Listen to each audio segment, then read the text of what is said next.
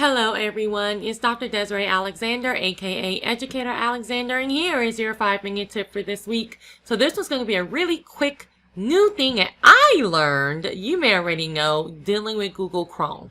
Don't forget to click the thumbs up to like this video and subscribe to the channel.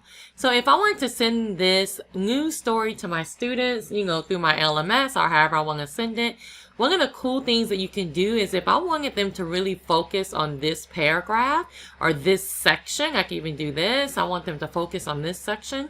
What I can do is instead of copying and pasting the link up here, I can right click and go to copy link to highlight. So if I click that, that is the link that I'm actually going to send to them, however I'm going to send it to them. And when it goes to it, it's going to go directly to the paragraph or the section. Isn't that awesome? I didn't know. It may have been doing that. I'm not sure. But I just want to prove that it will do it on a different account. It doesn't have to just be like your account. So there you go. And the last thing I want to show you, and this is something I did already know, but since we're here, is if you wanted to actually look up something. So, this word famous, I'm not quite sure what it means.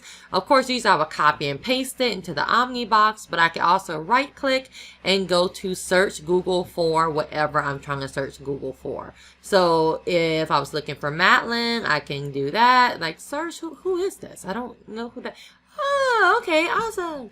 So there you go. 2 quick things. One I didn't know, one I did, but hopefully you learned something new and good luck.